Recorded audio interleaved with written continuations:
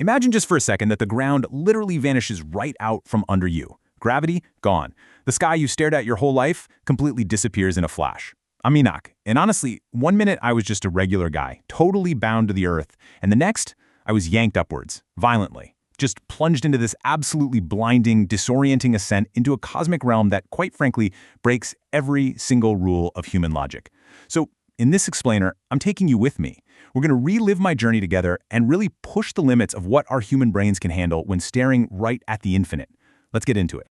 Okay, let's dive into this. When I recorded this, I wasn't talking about some gentle, floaty ride into the clouds. No way. It was a straight-up abduction from reality. Two guys, and I use the word guys loosely because I had literally zero clue what these beings actually were, they just grabbed me and hauled me into the sky. No warming, no, hey, pack a bag. Nothing. Just this absolute overwhelming momentum pulling me away from everything familiar, hurling me up into an expanse that human eyes were definitely, absolutely not supposed to see. The sheer powerlessness. I mean, you can't even imagine it. And then we crossed the line. The text says, "And those two men lifted me up thence on to the seventh heaven." Wow! Just think about the sheer weight of that moment for a second. We weren't just up high anymore. I realized with a total shock to my system that we had crossed a threshold. The normal earthly atmosphere just kind of dissolved into the divine. The actual fabric of reality shifted around me. I was in the seventh heaven. It's this impossibly exalted layer of the cosmos where the basic rules of existing on Earth literally just evaporate. Now, the very first thing that hits you when you get to the seventh heaven, and I mean it literally crushes your senses, is the light. In my account, I called it a very great light, but honestly, that is the understatement of the millennium. It is a blinding, boundless, total sensory overload. It doesn't just, light up a room. It feels like it exposes your actual soul. It's this overpowering radiance coming from everywhere at once, so there are zero shadows. As a mortal, my eyes just couldn't process it. It was incredibly beautiful, sure, but the sheer magnitude of it was absolutely terrifying. And right inside that blinding light, there they were. Fiery troops, archangels, incorporeal forces, dominions, orders, governments, cherubim, seraphim, thrones, the many-eyed ones. I mean, 9 entirely separate regiments of pure cosmic power. It was an overwhelming, blazing hierarchy of angelic beings that completely defied reason. The scale of this whole shebang was just massive. These weren't people.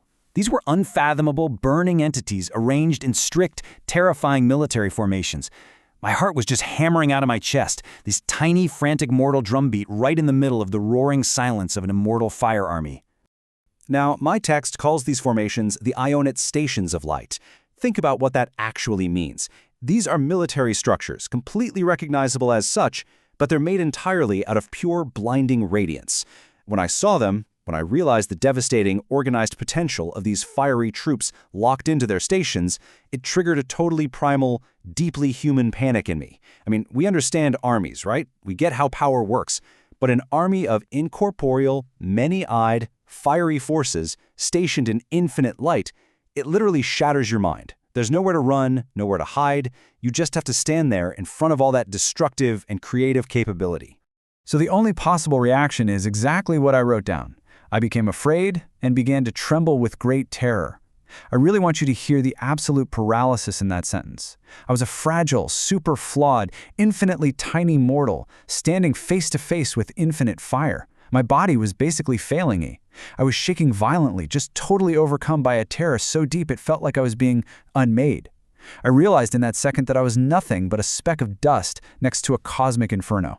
But right then, right at the absolute peak of my terror, when I felt like my brain was literally about to snap, a voice cut right through all that blinding light. The two mysterious men, the guides who dragged me up there in the first place, stepped in closer. They grabbed hold of me again, gently this time, led me forward, and said the exact words I needed to hear. "Have courage, Enoch. Do not fear." Honestly, it was a lifeline, a slow, totally reassuring anchor right in the middle of this impossible storm. They didn't magically make the fiery troops any less majestic or terrifying, but they gave this terrified mortal the one thing I needed, a little bit of comfort and a way to keep moving forward. Grounded by that comfort, I finally managed to look past my panic. I lifted my shaking eyes past all 9 regiments, past the blazing Aeonian stations of light. And my guides, they showed me the Lord, just from afar. sitting there on this incredibly high, exalted throne. The sheer awe of that exact moment, it's completely indescribable. See, despite all those massive, terrifying forces swirling around in the seventh heaven, every single bit of it was oriented right around this central ultimate authority. Seeing the Creator, even from a huge distance on that high throne, it instantly reframed the whole picture for me. All that power, it wasn't chaotic at all. It was completely sovereign. Now, what's really interesting about this slide is the wild emotional contrast it sets up. Okay, so I was standing in the seventh heaven, basically vibrating with terror from the fiery troops and blinding majesty, but my guides dropped a profound question on me. They asked, "For what is there on the 10th heaven, since the Lord dwells here?" Boom. Just like that, they shifted my gaze even higher. If the seventh heaven was this intense, terrifying military flex, the 10th heaven, the ultimate dwelling place, it's characterized by joy, felicity, and tender singing. Talk about emotional whiplash, right? You go straight from cosmic, bone-shaking terror to this profound absolute peace. So, the crucial point is that this ultimate peace comes from a highly specific place. As I wrote in the text, God is on the 10th heaven, and in the Hebrew tongue, this highest of high realms is called Aravat. Aravat. This is it, folks, the absolute pinnacle of our ancient cosmology. It is the 10th heaven, the undisputed, final dwelling place of the Almighty. Everything else, including that incredibly terrifying hierarchy we just survived in the seventh heaven, it all exists underneath this final, sacred layer of reality. And let me tell you, once you look at Aravat, the whole dynamic shifts entirely. The text talks about all the heavenly troops coming together, but they are absolutely not gathering in some chaotic frenzy. They gather in this vast, perfectly structured harmony. They stand on 10 steps, super carefully arranged by their specific rank. Just picture it, that completely unimaginable army of archangels, seraphim, and many-eyed ones from earlier. Now they're perfectly still, perfectly ordered, just assembled in quiet, absolute reverence on the 10 steps of the 10th heaven. It is literally the ultimate mic drop of divine order over cosmic chaos. And this brilliantly illustrates what I saw next. I watched this incredibly beautiful, rhythmic cycle of eternal worship happening right there in Arabat. It was like a perfectly choreographed dance of devotion. So, step 1, they stand on the 10 steps by rank. Step 2, moving as one massive, unified wave, they bow down to the Lord. And step 3, they return to their places. But, and this is key, they don't go back in fear. They return in joy and felicity. It's this constant flowing tide, a literal cosmic breath of bowing and rising in absolute joyful obedience. But you know what? Maybe the most beautiful part of this entire cosmic trip is how they worship. My text says they are singing songs in the boundless light. But listen, these massive, fiery, universe-shaking beings, they aren't singing with roaring thunder. No, they sing with small and tender voices, gloriously serving Him. Just think about the profound, soul-settling peace of that for a second. The literal most powerful forces in the entire cosmos, standing in boundless light, and they use small, tender voices to express their joy.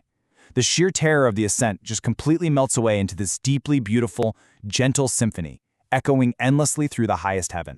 This old journey, my journey, it totally strips away the illusion that we're in control, moving us from this raw, mortal terror into a true understanding of divine, joyful order.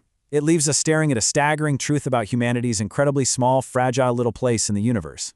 So as we wrap up this explainer, I want to leave you with one final thought to chew on. Put yourself in my shoes. If you were suddenly ripped from your normal daily life, lifted into the boundless cosmos, and confronted by fiery troops in infinite light, how would you respond to the completely unimaginable?